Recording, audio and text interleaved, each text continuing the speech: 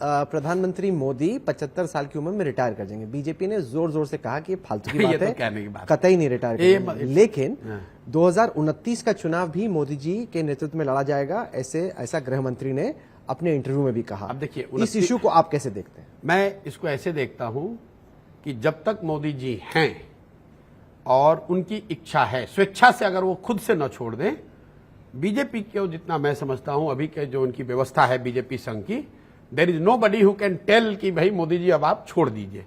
ये उनका निर्णय है।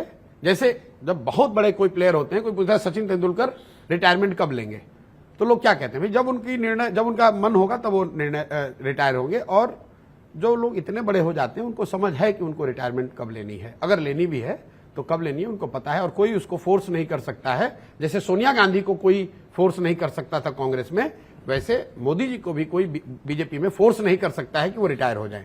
हालांकि ये मैच अभी चल रहा है, लेकिन अगर इस वक्त कहा जाए कि प्रधानमंत्री मोदी की लेगेसी क्या होगी, क्योंकि बीजेपी के भीतर लोगों को लगता है कि एक युग है, मोदी का युग है, और वो चाहते हैं कि अगले 5 साल में वो इतिहास के पन्नों में अपना नाम दर्ज करें, ताकि आने वाले वक्त में जब कई साल सदियों बाद लोग पलट के देखें तो प्रधानमंत्री मोदी का जिक्र भारत के सबसे शीर्ष नेताओं में, सबसे शीर्ष लीडर्स में उनकी गिनती। देखिए, इतिहास के पन्नों में तो जब 10 साल जो प्रधानमंत्री है वो तो रहेगा ही रहेगा। इतिहास उसको कैसे जज करेगा वो ना आपके हाथ में है, ना मोदी जी के हाथ में है, ना इतिहासकारों के हाथ में है। जब नेहरू जी की लेगेसी बन रही थी, नेहरू जी जब प्रधानमंत्री रहे होंगे, तब इतिहासकारों ने उनको एक नजरिए से देखा, प्रेजेंट किया। 40-50 साल जब उनकी लेगेसी आगे चलती गई, उनके समर्थक ही देश में रहे, उन लेगेसी को मानने वाले लोग रहे, तो उस लेगेसी को और बल मिला। आज एक समय आया जब उनके लेगेसी या उनके विचारधारा के विपरीत विचारधारा वाले सत्ता में आ गए हैं, तो वही नेहरू जी की लेगेसी को वही इतिहास नए तरीके से रीडिफाइन करने की कोशिश कर रहा है। तो मोदी जी की लेगेसी इतिहास कैसे लिखेगा, उसको जज करेगा, वो तो आने वाली पीढ़ियां ही बता सकती हैं, कोई बता नहीं सकता है। और ये स्टैटिक नहीं है।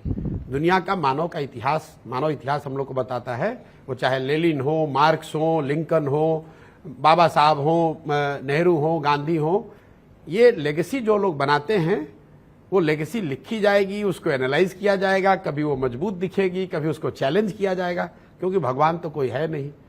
सबकी लेगेसी में कुछ ना कुछ कमी होगी, सब में कुछ ना कुछ अच्छाई होगी, इसीलिए वो लेगेसी है।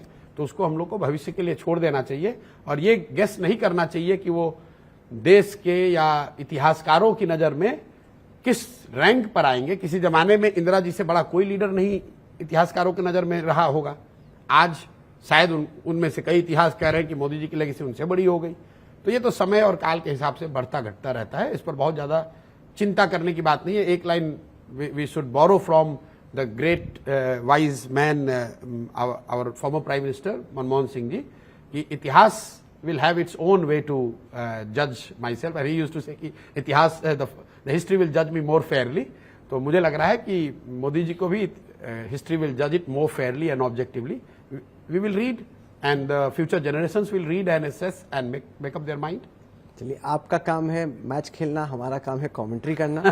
तो आप खेलिए अपना मैच और हमारी कमेंट्री चलती रहेगी। आपने हमारे लिए वक्त निकाला प्रशांत किशोर, बहुत बहुत शुक्रिया। Thank you.